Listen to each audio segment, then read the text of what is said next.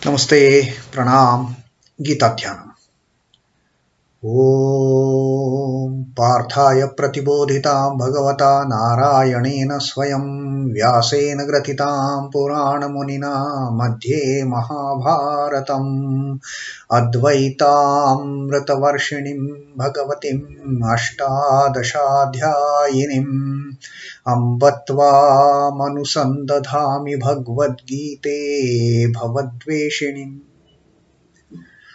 O Bhagavad Gita, with which Lord Narayana himself gave enlightenment to Arjuna.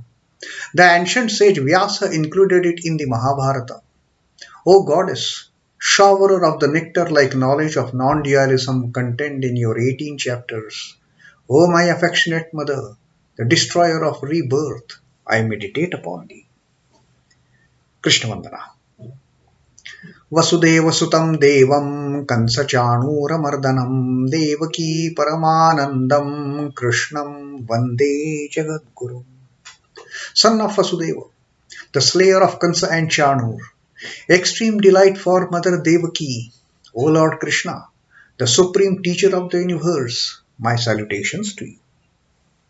Srimad Bhagavad Gita, the Akshar Brahma Yoga, the 8th Adhyay of the yoga of imperishable Brahma. And Sri Krishna is he is telling us, in fact, he is giving us various ways how we can avoid this repeated births and deaths, or how the yogi can get rid of this entanglement into the repeated cycles of birth and death and attain nirvana once for all, not to come back again.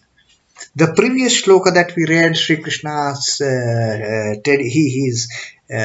telling Arjuna, he has told Arjuna that I am going to tell you now of the paths, of the ways, of the circumstances under which the Jivatman, having left the body, will not come back again, and the circumstances and the situations and the paths and the ways following which the departed soul has to come back again. Yatra kale tu anavrittim avrittim chaiva yoginaha prayātā yanti tam kalam vakshami bharatarshava. Now listen from me, I am going to tell you, oh best among the Bharats, I am going to tell you the time, the path, yatra kale, which times, under which circumstances there is no coming back for the departed soul. Anavrittim as well as avrittim. Again, the circumstances under which the departed soul has to come back, has to get into this cycle of birth and death again and again and again. So, prayātā yanti tam kalam. I am going to tell you about those time frames. I am going to tell you about those situations, those circumstances. And that was the 23rd shloka that we had read in our last reading. And now Sri Krishna actually starts telling us the conditions, the circumstances, the path, the time frames when the soul leaves the body, when the Jivatman departs from the body, discards this body and goes to look out for his temporary phase of stay till another body, whether to come back or not. Those circumstances, those situations, they will determine whether that departed soul has to come back or not. Now, what are those circumstances? What are those yatra kale? Which are those time frames? Which are those paths for that matter? So Sri Krishna says, agnir jyotir śhuklaḥ ṣhaṇ-māsā uttarāyaṇam tatra prayātā gachchhanti brahma-vido janāḥ. Now Sri Krishna is telling us about those circumstances, situations. If under those circumstances the soul leaves the body, that doesn't have to come back then. Now which are those? Agnihi, jyotihi, ahaḥ, śhuklaḥ, ṣhaṇ-māsā, uttarāyaṇam. Now these are the five the situations Sri Krishna says. Agni is fire. Jyotihi is light. Ahaḥ, day. Śhuklaḥ, the bright fortnight, when the moon is, in the growing phase, the Shukla Paksha. And the ṣhaṇ-māsā of Uttarayan, when the sun starts its journey into the northern hemisphere, Uttarayan, the Sankrant that we celebrate in the month of January, 14th of January, 6 months from that stage. So Sri Krishna says these are the stages. That then going forth, Agni, Jyoti, ahaḥ, śhuklaḥ, ṣhaṇ-māsā, uttarāyaṇam, tatra prayātā gachchhanti. Tatra prayātā gachchanti is there if the soul departs the body under these circumstances.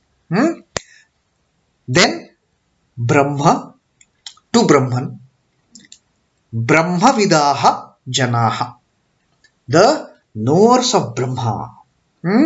They have told that under such circumstances the soul reaches the Brahma from these particular phases: fire, light, daytime, bright half of moon, and the 6 months of the northern path of the sun. Then going forth, under such circumstances, when the soul leaves the body, the knowers of Brahma, the brahma-vido, those yogis who have understood, who have realized, who have known the Brahma, they go to Brahma. Brahma-vido, Brahma gachchanti. The knowers of Brahma, under such circumstances, when they depart from the body, they go to Brahma. Now, this is a very symbolic. It is not that Sri Krishna means to say only those who leave the body under these 5 conditions, under these 5 conditions of Agni, where the fire is burning. The second condition is Jyotihi, where there is good amount of light, where the person is dying.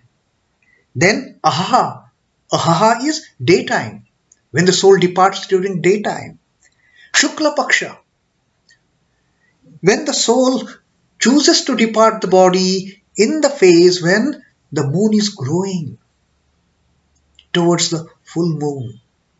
And Uttarāyaṇam, the 6 months when the sun is traveling in the northern hemisphere. Under these circumstances, if the soul leaves body from the brahma-vido, when the soul of brahma-vido, when the soul of knowers of Brahma leaves, under these 5 conditions, it reaches Brahman. Now, this is not a theoretical thing that has to be taken into account, that it has to be daytime. It has to be the time where it has to be the place where fire is burning.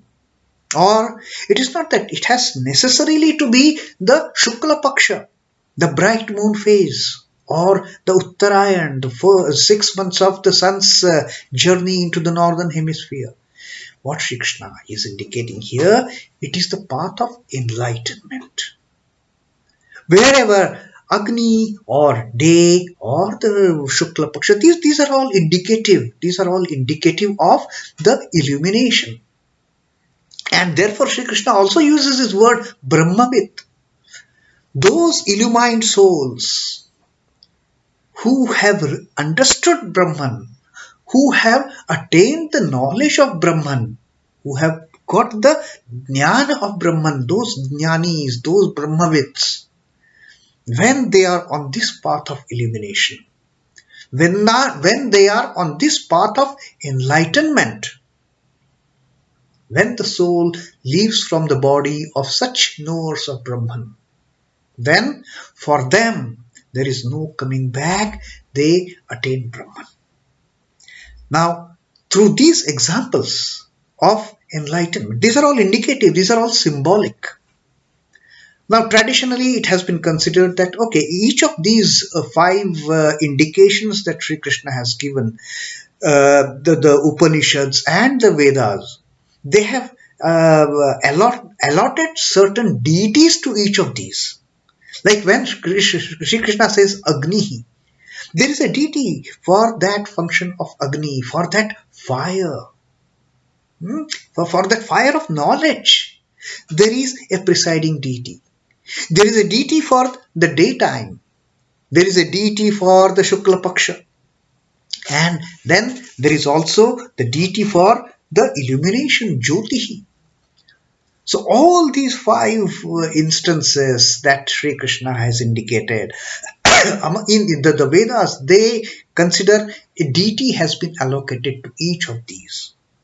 And depending on the knowledge of Brahman that has been attained by these brahma-vids, they satisfy these deities and they go to Brahma.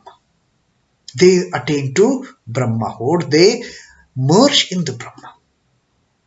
So that was the 24th shloka. Very interesting. And in 25th shloka, Sri Krishna is going to tell us that what is it under those circumstances that the jivatmans of these yogis, when it departs the body, it has to come back again and get into this entanglement of repeated cycles of birth and death till they reach that stage of knowing the Brahma, and then comes the stage where the soul will depart with that illumination, with that enlightenment under the circumstances that Sri Krishna has told us in the 25th shloka, the 24th shloka, that will finally be liberated. That is the final emancipation. That is the final goodbye for not to come back again till the next cycle of creation.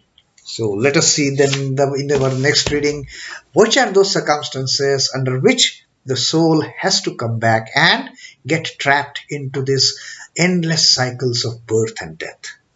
Till such time, Om Namo Bhagavate Vasudevaya. Sri Krishna Arpanamastu. Jai Sri Ramakrishna. Jai Thakur. Jai Ma. Jai Swamiji.